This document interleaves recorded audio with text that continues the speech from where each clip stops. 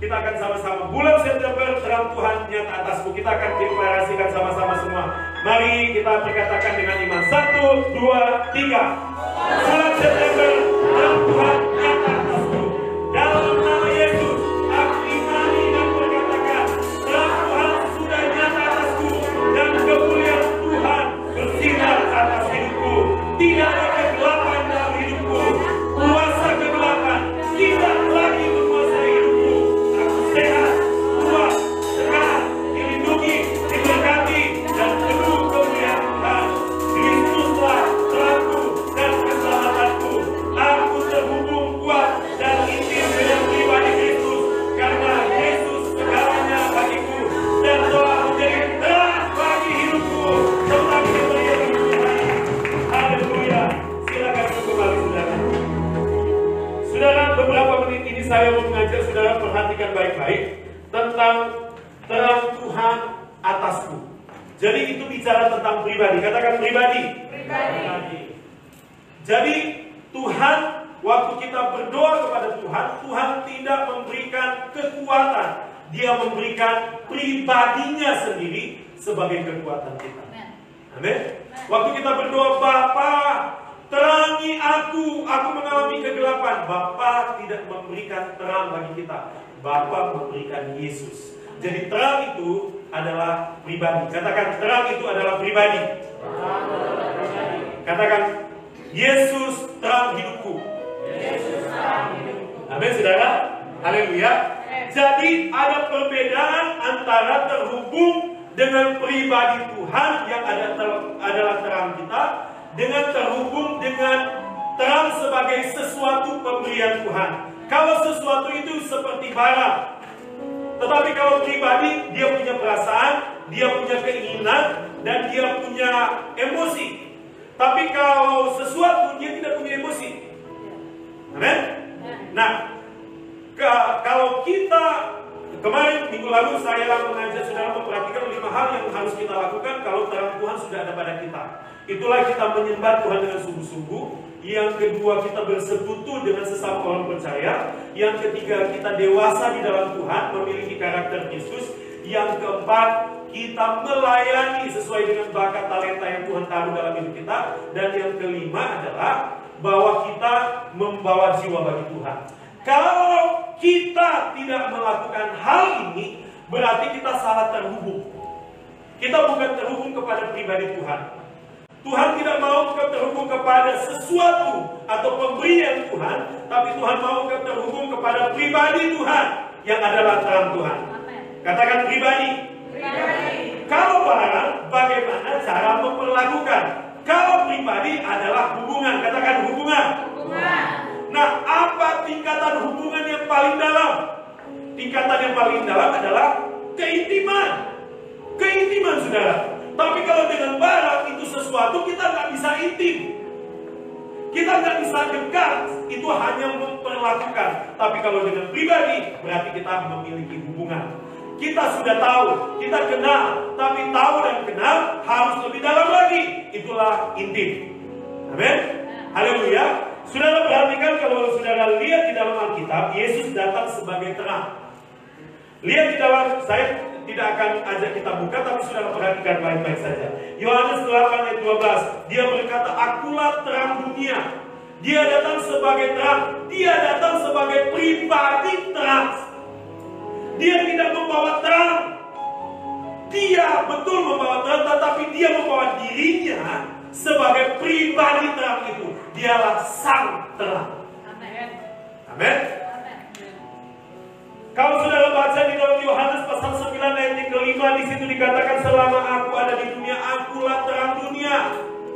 Di dalam Yohanes 12 ayat 46, aku telah datang ke dalam dunia sebagai terang. Jadi aku datang ke dalam dunia sebagai pribadi yang adalah terang.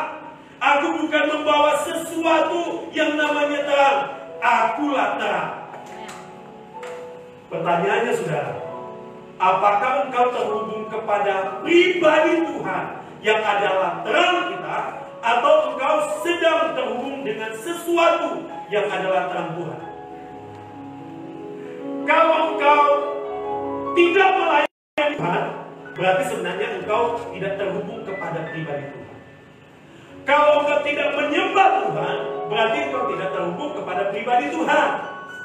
Kalau engkau tidak bertumbuh dalam Kristus, berarti engkau tidak terhubung kepada pribadi Tuhan. Kalau engkau terhubung kepada pribadi Tuhan, maka engkau akan menyembah Tuhan. Engkau senang terhubung dengan sesama orang percaya. Engkau senang memiliki karakter Kristus. Engkau senang melayani Tuhan dengan bakat talenta yang daripada Tuhan. Dan engkau senang bawa jiwa. Engkau tidak melakukan ini, berarti engkau tidak terhubung kepada pribadi Tuhan yang adalah terang. Mazmur 27. Tuhan adalah terangku dan keselamatanku. Kepada siapakah aku harus takut? Kalau engkau takut, berarti engkau tidak mempercayai Tuhan adalah terang. Kalau engkau percaya kepada Tuhan adalah terang, maka engkau tidak perlu takut. Mengapa banyak orang tipu-tipu? Mengapa banyak orang tipu-tipu? Oleh karena dia tidak percaya kepada pribadi Tuhan yang memelihara. Artinya, kita tidak takut itu adalah hasil kepercayaan kita kepada terang Tuhan. Kepada pribadi Tuhan yang adalah terang. Amin. Lihat, itu bukan syarat. Kita tidak takut, kita tidak khawatir, kita penuh sukacita, penuh damai sejahtera, oleh karena kita tahu bahwa Kristus adalah terang hidup kita. Jadi kalau kita percaya kepada terang, Yesus adalah terang hidup kita, maka hasilnya adalah kita tenang, kita tidak khawatir. Amin. Haleluya. Di dalam kitab Matius pasal yang ke-5, di situ dikatakan hendaklah terangmu bercahaya. Di situ dikatakan hendaklah terangmu bercahaya dan perbuatanmu yang baik, supaya mereka melihat perbuatanmu yang baik sehingga memuliakan Tuhan. Artinya terang itu kaitannya dengan perbuatan. Kalau kita terhubung dengan pribadi Yesus, berarti kita terhubung kepada beberapa hal. Berarti yang baik-baik. Kita terhubung kepada perkataan Yesus, berarti kita terhubung pada firman-Nya. Kedua, kita terhubung kepada perbuatannya. Katakan perbuatannya. Kita ucapkan dulu. Saya terhubung kepada firman-Nya. Saya terhubung kepada perbuatannya. Perbuatannya itu tindakannya. Perbuatannya dan tindakannya kalau kita renungkan di Alkitab, paling tinggi, paling dalam waktu dia rela mati di kayu salib. Filipi pasal yang kedua mengatakan ia tidak menyayangkan dirinya, dia rela mati, dia mengosongkan dirinya menjadi seorang hamba, dan dia rela mati di kayu salib. Saudara, perbuatannya yang tertinggi, yang terbaik yang dia lakukan atas hidup kita adalah dia rela mati bagi kita. Kita terhubung kepada pribadi Yesus, berarti kita terhubung kepada perbuatannya yang menebus dosa kita. Kalau engkau tidak mengakui karya penebusan Kristus, maka engkau tidak terhubung kepada pribadi Yesus. Yang berikut engkau terhubung, kalau saudara perhatikan, engkau terhubung kepada karakternya. Apa karakter utama dari pribadi Yesus? Kasih. Saudara kalau lihat saya, saudara akan sempat menilai, oh Pak Edwin itu begini. Kalau saudara lihat saudari Diana, oh Diana itu orangnya begini. Apa itu? Itu bicara tentang ciri utama. Ciri utama itu bicara tentang karakter. Katakan, saya terhubung kepada karakter Kristus.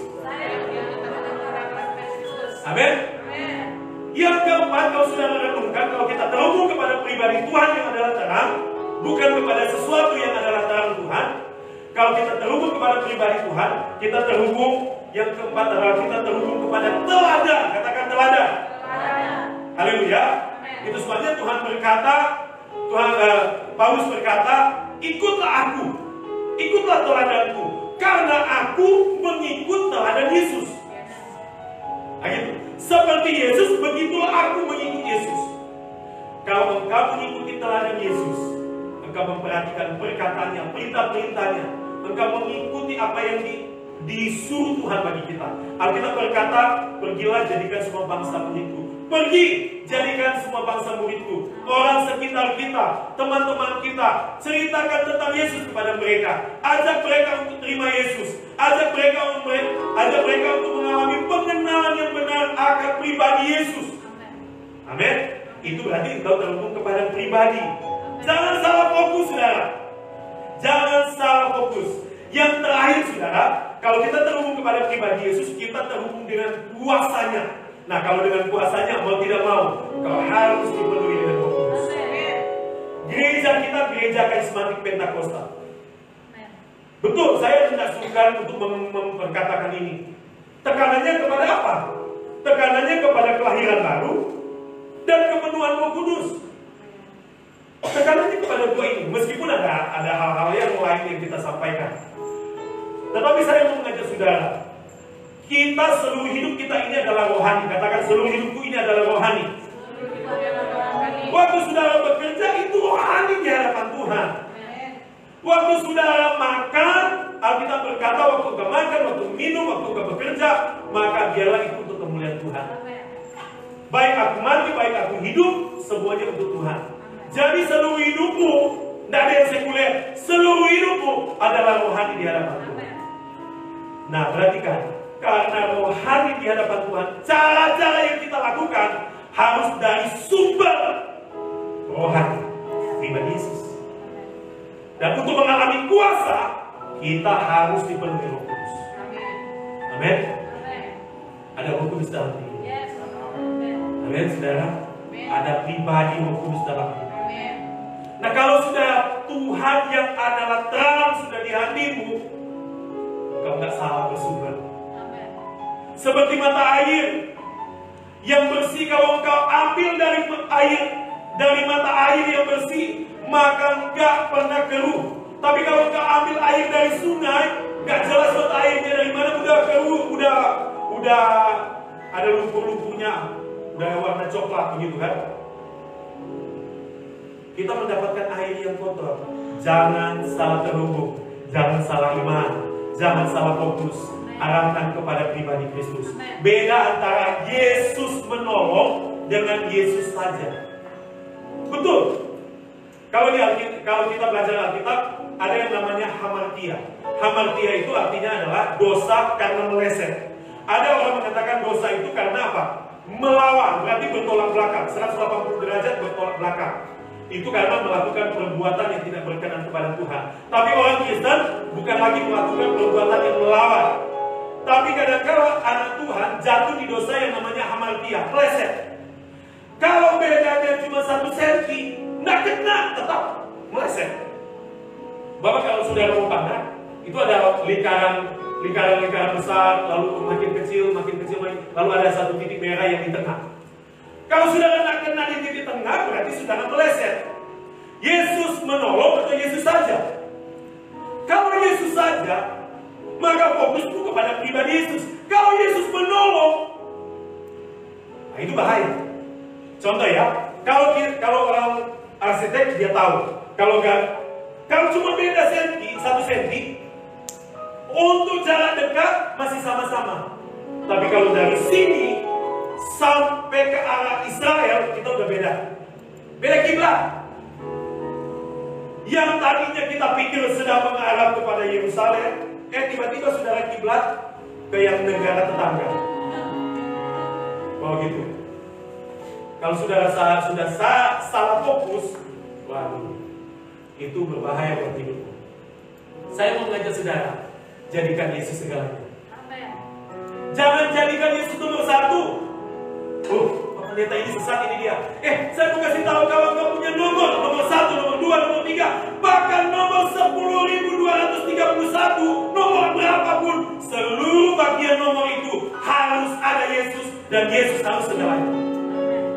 Amin. Kalau cuma nomor 1, saya mau utamakan Tuhan. Nomor 1 apa Pak Pendeta? Saya mau ibadah. Umpama begitu kan? Berarti ibadah adalah nomor 1. Puji Tuhan, saudara semua ini. Kalau kategori seperti itu, berarti engkau adalah orang yang menomorsatukan Tuhan. Nomor 2 apa? Kalau buat saya nomor 2, jalan-jalan Pak Pendeta. Jalan-jalan tanpa Tuhan emang bisa. Bahkan untuk mengedipkan mata saudara tanpa Tuhan itu mustahil. Amin. Miliki kesadaran bahwa segala hidupku ini adalah Kristus. Katakan, segala hidupku ini adalah Kristus. Yesus Kristus segalanya bagiku. Amin. Haleluya. Tepuk tangan yang meriah bagi Tuhan. Haleluya.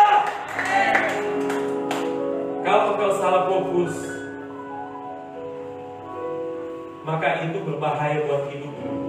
Karena engkau terhubung kepada pertolongan Tuhan, kepada sesuatu yang bernama pertolongan, kepada sesuatu yang dari Tuhan yang namanya kekuatan, yang sesuatu yang berasal daripada Tuhan yang namanya berkat, atau yang berkaitan dengan jalan, berkaitan dengan kesehatan, berkaitan dengan perlindungan, sesuatu. Tapi kalau kita terhubung kepada sumber, kepada pribadi yang bisa menolong, bisa melindungi, bisa memberkati, kita terhubung kepada pribadi, maka itu sungguh luar biasa.